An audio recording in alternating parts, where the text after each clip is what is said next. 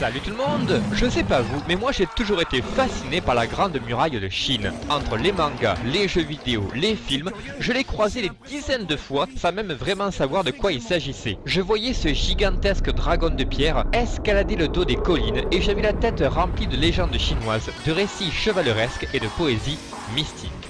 Et je sais que j'étais pas le seul. Entre ceux qui pensaient qu'on pouvait voir la Grande Muraille depuis la Lune, et le cinéma qui continue à nous pondre des gros nanars surréalistes, la réalité a bien souvent été dépassée par la fiction.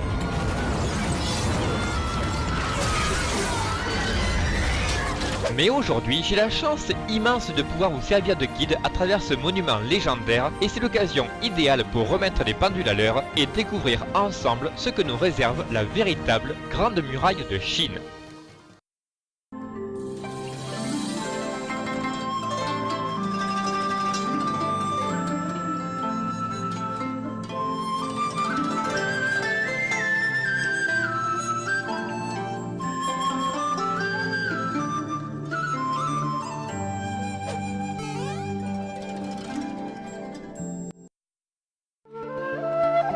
On a souvent dit que la Grande Muraille de Chine date de plus de 2000 ans et qu'elle protège toute la frontière au nord entre la Chine et la Mongolie. Et rien que ça, c'est complètement faux, comme on peut voir sur la carte.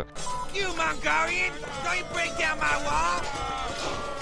Get out of here! You Mongolian!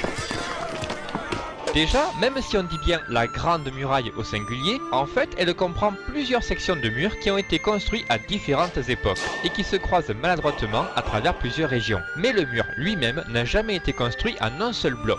Et d'ailleurs, vous imaginez pas que vous pouvez escalader les endroits les plus anciens parce qu'il y a de grandes chances qu'ils aient déjà été entièrement emportés par le temps. Il est tombé, il n'en reste que des ruines. Ah, ça fait joli dans le paysage, tiens. La réalité, c'est que les 3/4 des photos de rêve qu'on voit dans les magazines ont été prises aux alentours de Pékin, là où certains pans de murs ont été rénovés bien plus récemment et transformés en attraction touristique. Le plus populaire, c'est le site de Badaling, où on peut se rendre facilement depuis le centre-ville en prenant le bus. Et c'est là que je vous amène aujourd'hui.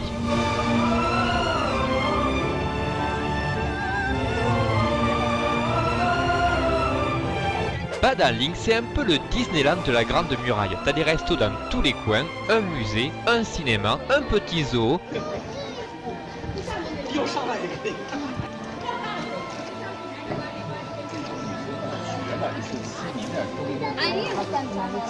Et bien sûr des boutiques de souvenirs un peu partout. Mais moi ce qui m'intéresse, c'est le mur lui-même. Donc j'achète mon billet et je me ferai direct un chemin à travers les hordes de touristes pour franchir le portail principal. Après, au choix, on peut grimper par le nord ou par le sud. Au pif, je suis allé au nord. Et ben ça y est, j'ai officiellement mis le pied sur le chemin de ronde de la Grande Muraille de Chine. Et y a pas à dire, ça fait quand même des petits guillis au ventre. Et ben me voilà, en train de marcher sur la Grande Muraille de Chine, pour la première fois de ma vie. Et puis on peut dire que ça monte. La montée est plutôt tranquille pour peu qu'on soit un minimum en forme. Parfois il y a des marches, et parfois il n'y en a pas. Et là je me dis quand même qu'en hiver, il y en a qui ont dû souvent se retrouver à faire de la luge ou du patinage artistique sans même le vouloir.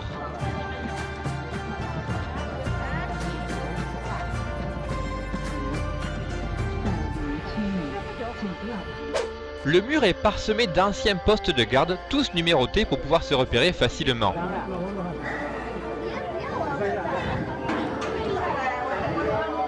Bien sûr, maintenant, il n'en reste pas grand chose. Mais ça me fait penser que malgré la ribambelle de soldats postés sur les remparts, la Grande Muraille n'a jamais été cette forteresse imprenable qu'on s'imagine parfois. Puisque les Mandchous, qui sont arrivés depuis les régions du nord-est, ont réussi à envahir la Chine au XVIIe siècle, où ils ont carrément instauré leur propre dynastie pendant près de 300 ans.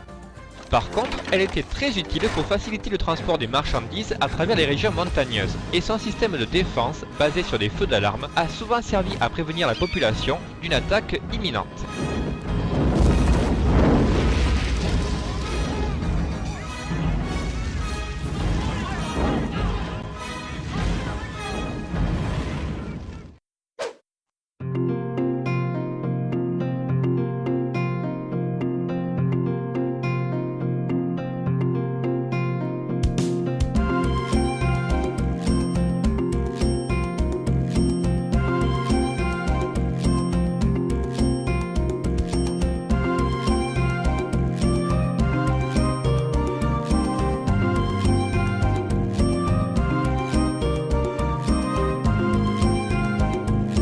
Bon là je fais une petite pause rapide pour souffler un peu parce qu'après il va falloir monter à la tour 8 qui se trouve au sommet de la colline. Et la grimpette encore c'est tranquille, mais ce qui me saoule le plus c'est le vacarme hallucinant que t'as autour de moi.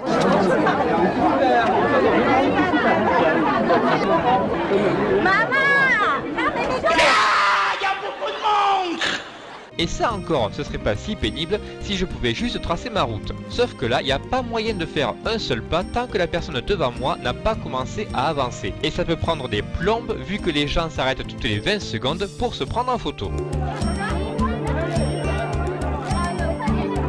De toute façon, où que tu sois en Chine, tu mettras pas longtemps à te rappeler qu'ils sont plus d'1 milliard d'habitants là-bas. Alors qu'en plus tu te retrouves à visiter le plus grand symbole de tout le pays, faut pas non plus pouvoir espérer profiter du paysage dans le calme et la tranquillité. Donc le plus simple à faire, c'est encore rester zen et prendre son mal en patience. Après tout, la tour 8 c'est le point culminant de cette partie de la muraille, ce qui veut dire aussi que les gens s'essoufflent plus rapidement. Mais en plus, c'est là que repose la fameuse stèle qui dit qu'on n'est pas un homme tant qu'on n'a pas mis le pied sur les remparts de la grande muraille, ou un truc dans le genre. Alors bien sûr, tout le monde veut prouver aux autres qu'il est bien arrivé au sommet, c'est logique.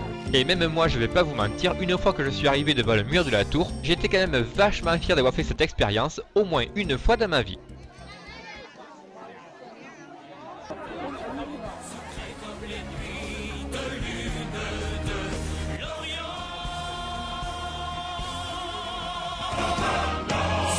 Violent que le cours du torrent, soit plus puissant que Ben voilà, je suis arrivé à la 8e tour de la grande muraille de Chine. Je crois que c'est la plus haute.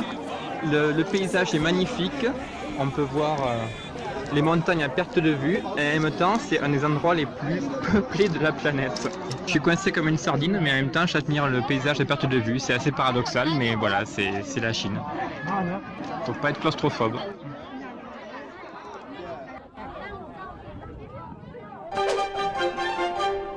Alors là, c'est tout le chemin que j'ai parcouru depuis que j'ai commencé la visite. Et on peut voir en bas là où j'ai démarré. Et si j'avais pris par le sud, j'aurais sûrement escaladé l'autre versant de la colline. Maintenant, il n'y a plus qu'à redescendre et reprendre le bus. En tout cas, c'est ce que les troupeaux de touristes qui ont loué un guide pour la journée vont devoir faire. Mais moi, cette fois, j'ai aucune obligation et je vais pouvoir continuer la balade à mon rythme. Parce qu'après la tour 8, ça monte et ça descend de plus en plus raide. Et du coup, il y a aussi beaucoup moins de monde sur le chemin. Et rien que pour ça, ça vaut largement le coup de transpirer un peu plus longtemps.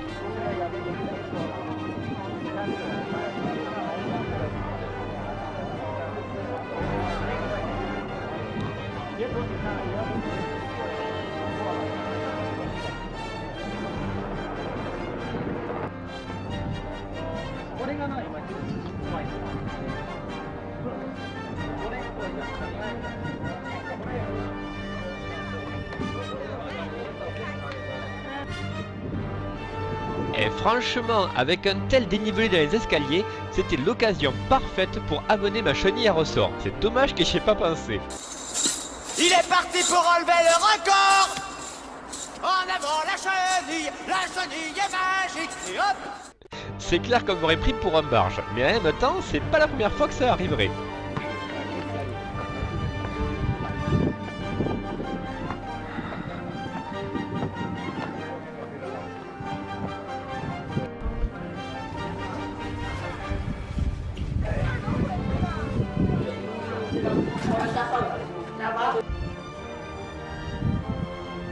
Alors je sais pas jusqu'où je peux aller vu qu'il y a quasiment plus personne devant moi, mais je continue. De toute façon, c'est soit tout droit, soit en arrière. Parce que bon, pour se perdre sur une ligne droite, faudrait quand même le vouloir.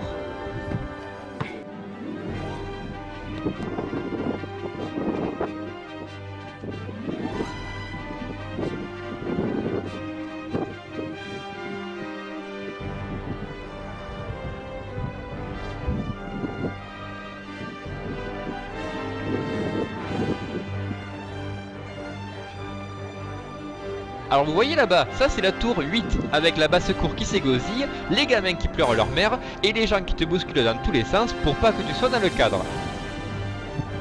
Et moi je suis ici devant la tour 12, peinard et au calme. Alors pour tout le reste, il y a peut-être Mastercard, mais ça s'achète pas.